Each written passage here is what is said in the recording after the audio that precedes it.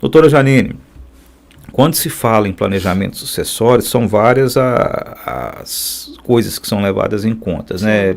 A gente já falou aqui de contratos, de empresa, já falamos de sucessão, de família, já falamos de uma série de coisas, da parte contábil. Agora, para fazer esse planejamento, existem formas diferentes também para que ele seja feito ou já tem um padrão? Não.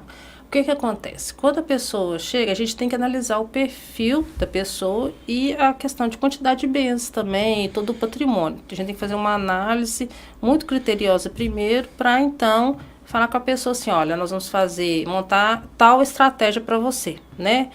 O planejamento sucessório, de início, são feitas várias reuniões com a pessoa, né, para a gente colher mais informação para que seja feito tudo, tanto da vontade da pessoa como na forma da lei, né.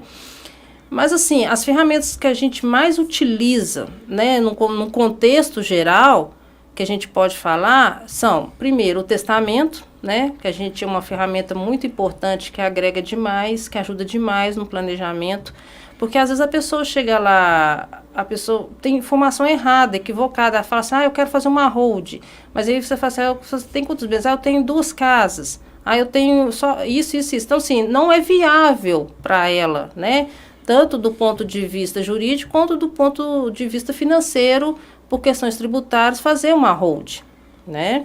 Então, assim, a gente tem que orientar muito bem a pessoa e ver também a pessoa, para a gente também não fazer um planejamento errado.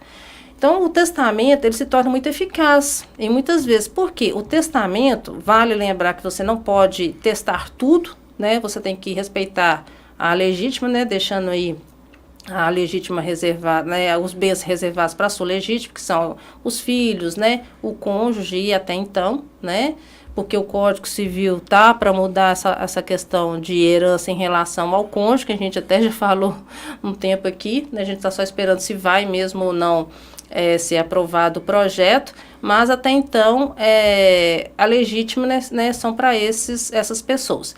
Então, você pode contemplar a questão dos seus herdeiros, contemplar uma pessoa que não seja sua herdeira direta, não seja seu parente direto. Você pode ali no testamento reconhecer um filho, não pode revogar, a partir do reconhecimento você não pode revogar, mas você pode até reconhecer um filho. Então, o testamento, ele deixa muita margem boa e eficaz para se fazer um planejamento sucessório, mas a gente tem que respeitar os requisitos também, né, de validade. Aí, respondendo a questão do ouvinte, né, se fosse, por exemplo, assim, a pessoa, vamos supor que eu estou fazendo um inventário, e no inventário existe um testamento.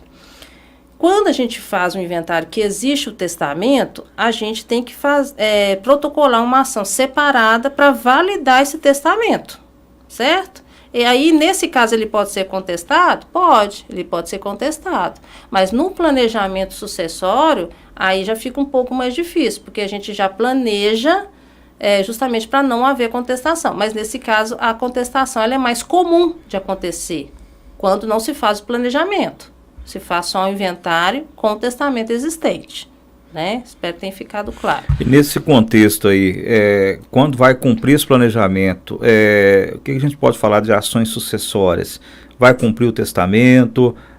Vamos supor que o Pedro está indicado para assumir aquela empresa, a Maria para outra, isso tudo tem que ser levado em conta, tem que ser cumprido? Sim, e vamos supor, por exemplo, assim, que no planejamento a pessoa deixou só um testamento. A gente fez só um testamento para a pessoa. Ele pode ser contestado? Pode, né? Então, assim, é mais comum a gente ver esse tipo de contestação quando há só o testamento, vamos supor, sem uma outra ferramenta? Sim, né? Mas dentro do planejamento sucessório, quando a gente se seca, o testamento vai ser somente uma, às vezes, das ferramentas que a gente vai utilizar. E a gente faz justamente para não ter essa contestação. Por quê? Como a gente é um planejamento, a gente tem que fazer todo o conjunto. A gente já faz para que não haja uma contestação. A gente tem que fazer de acordo com a base legal, justamente para não haver uma contestação. Porque não é isso que a pessoa queria quando ela me contratou. Que no futuro houvesse uma contestação e que houvesse brigas aí entre os herdeiros, né? Mas, lógico, como eu estou falando, a gente tem como cercar 100%? Não. Se tem um herdeiro que vai contestar no futuro, pode haver, né? O que a gente tem que fazer é tornar esse planejamento bem amarrado, bem concreto, bem fundamentado, legal e eficaz para que não haja esse tipo de situação, né? A questão da doação em vida também é muito eficaz como planejamento sucessório. Muitas das vezes as pessoas fazem a doação em vida aí de todos os seus bens para os herdeiros. Pode, Jane, mas eu sei que também a doação funciona como testamento. Eu não posso doar todos os meus bens. Sim, não pode doar. Mas existem outros meios de fazer isso. Por exemplo, se você doar com reserva de usufruto, aí você já pode doar. Né, isso ajuda demais o dono do patrimônio, ele continua gerindo aquele bem, né, essa questão, e depois da sua morte, né, esse usufruto cai e a pessoa para quem lhe doou vai se tornar um proprietário, né, o proprietário sozinho, vamos dizer assim. E quando a pessoa também, por exemplo, assim, tem uma aposentadoria, tem, né, um outro tipo de renda, ela também pode doar todos os bens. Né? Mas assim a gente tem que verificar os requisitos, se pode ou se não pode, tá? Você citou aí mais anteriormente sobre a questão previdenciária. Pegando nesse prisma, vamos supor que é uma previdência privada ou que tenha outros fatores aí. A pessoa, se ela tiver dinheiro para deixar para os herdeiros, ela já distribui ou é ideal que ela crie um fundo e deposite essa quantia lá? Como é que funciona isso? Vai depender da vontade da pessoa, né? Se ela já quiser, por exemplo, assim, doar esse dinheiro em vida, já repartir esse dinheiro em vida, pode. Mas aí tem que ver a questão de resgate, às vezes é uma aplicação que está, né, para resgatar mais no futuro. Então, assim, o planejamento, ele é personalista, a gente faz para cada pessoa, para cada caso concreto. No caso, né, de doação de imóveis, por exemplo, se a pessoa fizer em vida, como você citou, ela coloca uma cláusula aí que ela fica com usufruto, nem pode, sempre. A doação com usufruto, né? O que mais é usado. Às vezes a pessoa fala, mas depois acontece alguma coisa, eu fico meio com medo. Eu quero doar, mas eu ainda quero doar, mas eu ainda quero amarrar um pouquinho ali ainda. A gente faz a doação com reserva de usufruto. Né? E se ela quiser voltar atrás em algum momento, ela pode? Aí tem a cláusula de reversão, por exemplo, assim, depois que feita a doação, não, né? A doação registrada, aí não. Mas, por exemplo, assim, você pode colocar na doação, por exemplo, a cláusula de reversão. Vamos supor que o doador falece antes, né? Ou, quer dizer, o donatário falece antes do doador. Aquele bem volta, né? Então, sim, são ferramentas jurídicas ali, por isso que é necessário um especialista, porque ele vai saber o que colocar ali em cada cláusula, em cada contrato, qual ferramenta utilizar para aquela pessoa, para aquela situação, né? Então, a gente já falou de testamento, que é uma ferramenta eficaz, a doação em vida, que é uma ferramenta muito eficaz também, né? A hold, ela é mais comumente usada quando a pessoa tem um patrimônio muito grande. A gente fala aí de mais de 1 milhão para cima, no mínimo, né? Tem mais de uma empresa, às vezes a pessoa lida com outros ramos, né? Com mais de uma atividade. A pessoa tem casas de aluguel, é muito importantíssimo quem possui imóveis de aluguel, porque a tributação é muito alta. Então, a gente tem que fazer um jogo de cintura muito grande aí no planejamento sucessório, porque a gente tem muitos bens imóveis alugados. Então, isso tem que ser muito bem planejado, né? Então, essa questão da hold aí é mais assim, eficaz para quem tem um número de bens considerável. Porque às vezes, igual eu tô falando, às vezes a pessoa acha assim, vou fazer hold, mas tem uma ideia errada, né, da hold.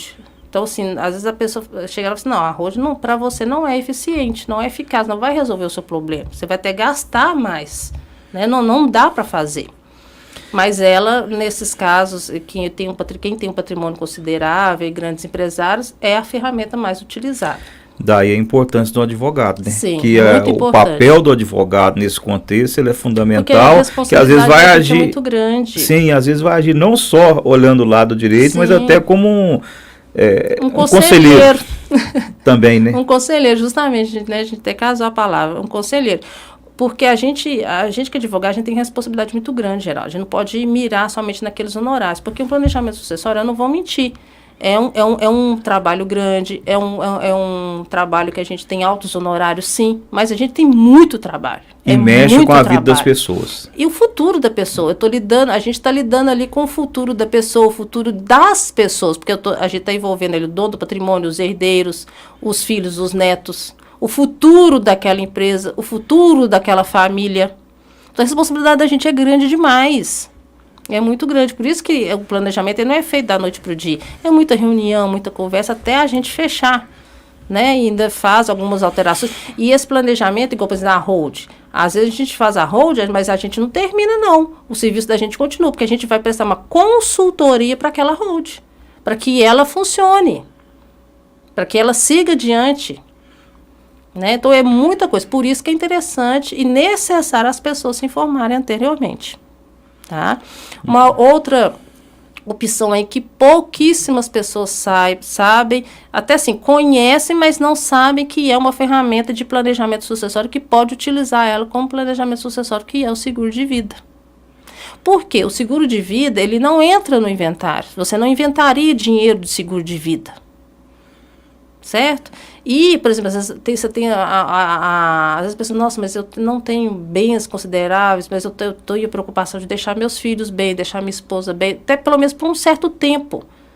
O seguro de vida é uma ferramenta de se fazer um planejamento sucessório. Excelente. Mas as pessoas nem lembram disso como planejamento sucessório. Né? E a gente tem seguros de vidas aí, mas assim, mas um seguro de vida é caro. Se fosse, dependendo da indenização, realmente é. Mas se for uma questão assim, a curto prazo, porque às vezes a pessoa falece, a gente vê muita situação de viúvas novas, né, de viúvas mais novas, com filhos novos, e de viúvas mais velhas que já não conseguem retornar ao mercado de trabalho, que dependia da renda do marido, né, Geraldo? Questão que não, a gente sabe que é difícil conseguir aposentadoria. É difícil os benefícios serem concedidos, né? O LOAS também está muito difícil de se conceder, né? Então, às vezes, aquela renda ali, qual que era o sustento? A renda do marido. Né? Aí vai a questão da pensão por morte, sim. Mas e se ele não tiver, se ele ainda trabalhava e não era aposentado, uma coisa assim, né? E tinha esse dinheirinho. Então, a questão do seguro de vida aí, a curto prazo, é uma forma de planejamento sucessório e de dar um respiro para a família? É.